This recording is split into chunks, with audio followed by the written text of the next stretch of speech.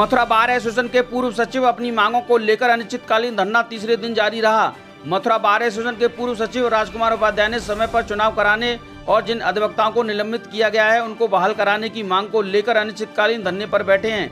आज तीसरे दिन भी जारी रहा धरना।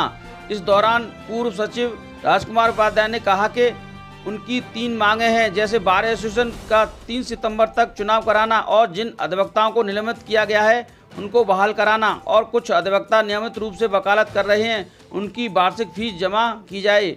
इन 3 मांगों को लेकर अनिश्चितकालीन धरने पर बैठे हैं और धरना तब तक जारी रहेगा जब तक उनकी मांगें नहीं मानी जाएंगी। और वहीं द्वारका प्रसाद चतुर्वेदी ने पूर्व सचिव राजकुमार उपाध्याय के समर्थन में आज 1 दिवसीय धरने पर बैठे हैं। वहीं मथुरा बार एसोसिएशन सचिव सत्येंद्र परिहार ने कहा कि इनके द्वारा 3 मांगों को लेकर एक प्रार्थना पत्र दिया था, जिसमें हमारे द्वारा एल्डर कमेटी का गठन किया गया है, जिसमें एल्डर कमेटी के पास 3 मांग पत्र को भेज दिया है। अब इसका निर्णय एल्डर कमेटी ही करेगी, जो निर्देश देंगे उसका पालन किया जाएगा। और लगातार 1 अगस्त 2022 से लगातार आमरण अनशन भूख हड़ताल का आज ये तीसरा दिन है। चूँकि पिछला मथुरा बार एसोसिएशन का जो वार्षिक चुनाव हुआ था 3 सितंबर 2022 को हुआ था, उस लिहाज से बार एसोसिएशन मथुरा का चुनाव 1 वर्ष के लिए निर्वाचित किए जाते हैं पदाधिकारी, इसलिए 3 सितंबर 2022 तक हर हाल में मथुरा बार एसोसिएशन का वार्षिक चुनाव संपन्न हो जाना चाहिए। चूँकि ये अध्यक्ष और सेक्रेटरी की तानाशाहीपूर्ण रवैया है, असंवैधानिक के कार्य कर रहे हैं।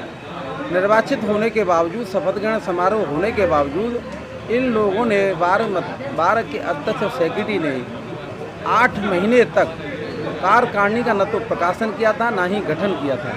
ये मनमानी तरीके से मथुरा बार का संचालन कर रहे हैं और अपने कार्यकाल में इन्होंने कम से कम झूठी शिकायतों पर, जिसका कि कोई उचित कारण भी नहीं था, 3 दर्जन अधिवक्ताओं को बेवजह का नोटिस देकर उनका निलंबन भी किया है और निष्कासन भी किया है। ऐसे 3 दर्जन अधिवक्ता हैं जिनका कि निलंबन और निष्कासन किया है, उनका निष्कासन तुरंत रद्द हो और उनकी सदस्यता बहाल हो। इनके कार्यकाल में कम से कम 1.5 दर्जन अधिवक्ताओं के खिलाफ झूठी FIR हुई हैं और उन FIR पर चालान पुलिस के द्वारा किए गए हैं और ये पदाधिकारी गण जो हैं उनकी जमानत भी नहीं करा पाए हैं और अधिवक्ता जेल भी गए और लंबे समय तक जेल भी उन्हें रहना पड़ा है। ऐसी स्थिति में इनका जो कार्य करने का तरीका है वो ठीक नहीं है। महिला थाना है उसमें भी इन्होंने लेटर पैड लगा रखा है, बोर्ड लगा रखा है कि कोई भी अधिवक्ता महिला थाने में नहीं आएगा। चूँकि महिला थाने में बाध्यकारी के साथ अधिवक्ता नहीं जाएगा तो बाध्यकारी का कैसे काम चलेगा। बार की तरफ से आपकी मांगों को लेकर के संशोधन के लिए आए क्या आपसे मिलने के लिए? आ रहे हैं और जा रहे हैं, लेकिन अभी तक ऐसा कोई उचित निर्णय अभी नहीं हुआ है।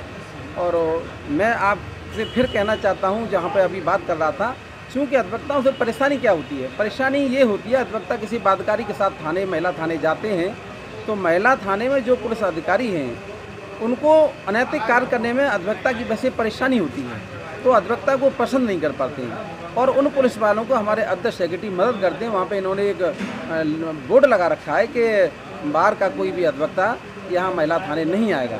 इनके कार्य प्रणाली जो अच्छी नहीं है, उसी से तंग और परेशान होकर के हम इनके सामने अपनी 3 मांगों को लेकर के भूख हड़ताल पर दिनांक 1/8/2022 से बैठे हुए हैं। हमारी 3 मांग ये हैं कि 3 सितंबर 2022 तक मथुरा बार एसोसिएशन का वार्षिक चुनाव संपन्न कराया जाए। दूसरी मांग हमारी ये है कि आपके कार्यकाल में, अध्यक्ष सेक्रेटरी के कार्यकाल में, जो 3 दर्जन अधिवक्ताओं को इन्होंने बिना उचित कारण के नोटिस देकर के निलंबन और निष्कासन किया है, ऐसे 3 दर्जन अधिवक्ता हैं, उनका निलंबन निष्कासन तुरंत रद्द हो और उनकी सदस्यता बहाल हो। तीसरा हमारा इनसे मांग ये है कि जो प्रैक्टिशनर अधिवक्ता हैं, लगभग 25-50 ऐसे अधिवक्ता हैं जिनकी इन्होंने 2 स्पष्ट फीस जमा नहीं की है, उनकी अविलंब फीस जमा की जाए। जब तक हमारी ये तीनों मांगें नहीं मानी जाएंगी, हम भूख हड़ताल को समाप्त नहीं करेंगे। अधिवक्ता हित की लड़ाई लड़ रहे हैं और कोई भी अधिवक्ता आगे आता है तो उसको ये नोटिस देते हैं तो अधिवक्ताओं के अंदर भय व्याप्त है, इनसे डरे हुए हैं। ऐसी स्थिति में जब तक ये मांगों का पूरी तरह से पालन नहीं करेंगे, हम अपने भूख हड़ताल आमरण अनशन को समाप्त नहीं करेंगे। मैं श्री राजकुमार उपाध्याय जी के समर्थन में बैठा हुआ हूँ। कल से मेरी आत्माएं मुझे कचोट रही थी कि एक हमारा आदमी अकेला बैठा हुआ है और उनका सहयोग नहीं कर रहे हैं। आज मैंने ये निर्णय लिया है कि मैं इनके साथ पूरे दिन बैठूंगा और अगर आगे चल कर के ज़रूरत पड़ी तो मैं यहाँ आत्मदाह भी करूँगा बाहर के सामने। इसमें मैं कतई नहीं छूटूँगा। बार एसोसिएशन हमारा एक परिवार है और उस परिवार को संचालित करने के लिए एक प्रजातांत्रिक तरीका है। उसका तरीका ये है, 1 साल में चुनाव होता है और विगत वर्षों से हमने देखा है जो कार्यकारिणी आती है, जो रजीम आती है, वो 1 साल के अंदर अपना चुनाव कराती है। पर आप इनकी हठधर्मता देखो।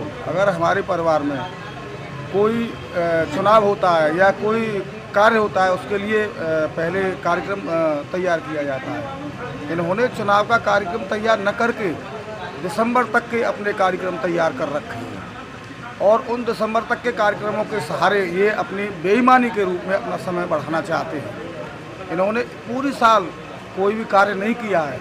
हमारे परिवार में, बार एसोसिएशन में, मथुरा बार में जितनी इन्होंने बेईमानी, जितनी इन्होंने भ्रष्टाचार, जितने इन्होंने वकीलों का जो है शोषण करना, अपने भाइयों का ही शोषण करना, अपने वकीलों का ही शोषण करना इन्होंने ठान रखा है। कल हमारे पास इनकी तरफ से जो 3 मांगें आई थी। पहली मांग ये कि 30-40 अधिवक्ताओं को नोटिस दे के हमने बाहर कर दिया है, निलंबित कर दिया है। हमने कि भाई वो हमें लिस्ट ला के दे दो, जो हमने 30-40 नोटिस दे के बाहर किए हैं। वो लिस्ट हमें अभी तक नहीं मिली, क्योंकि 30-40 अधिवक्ता हैं नहीं, वो 3-4 अधिवक्ता हैं बस। दूसरा, इन्होंने कहा था कि जो 40-50 अधिवक्ता प्रैक्टिस वाले हैं उनका चंदा जमा नहीं हो पाया। हमने उसके लिए भी कही कि वो लिस्ट हमें दे दो। अगर एक्चुअल में ऐसे कोई अधिवक्ता हैं जो प्रैक्टिस वाले हैं तो निश्चित तौर पर उनके चंदा जमा किया जाएगा, लेकिन वो लिस्ट भी इन्होंने अभी तक हमें नहीं दी। तीसरी मांग थी कि 3 तारीख को चुनाव कराया जाए। इस पर हमने बिल्कुल मना कर दिया। 3 तारीख को हम बिल्कुल चुनाव नहीं कराएंगे। हमने अपने यहाँ एल्डर कमेटी जो गठित की थी उनके पास मैटर को पूरे को भेज दिया है। ऑनरेबल हाई कोर्ट और बार काउंसिल के प्रस्ताव को लगा के भेजा है, उनसे राय मांगी है। जैसा उनका निर्देश होगा उसके बाद हमारे पास जनरल हाउस है, जनरल हाउस के उसमें कराएंगे, लेकिन हम 3 तारीख को चुनाव नहीं कराएंगे। हम हाई कोर्ट के किसी भी आदेश की अवहेलना नहीं करेंगे, बार काउंसिल के आदेश की अवहेलना नहीं करेंगे। जो आपने कमेटी गठित की है, ये कब तक मतलब अपना निर्णय देगी? आज कमेटी के पास सिर्फ प्रपत्र ये भेजे गए हैं। अध्यक्ष जी से सलाह मशवरा करके इस पर हम कल या परसों में ही उनकी मीटिंग कॉल करके डिसीजन करवा देंगे। तो ये इस तरह से धरना चलता रहेगा? इसके लिए हमने जनपद न्यायाधीश महोदय, एसएसपी महोदय और जिलाधिकारी महोदय को भी पत्राचार किया है। उन्हें इस स्थिति से अवगत कराया है कि इस तरह की पोजीशन है और ये अधिकारी भी अपने स्तर से कार्रवाई करेंगे। हमारे स्तर पर जो बन सकता है हम करेंगे, लेकिन हम ऑनरेबल हाई कोर्ट और बार काउंसिल के आदेश की अवहेलना हम नहीं करेंगे।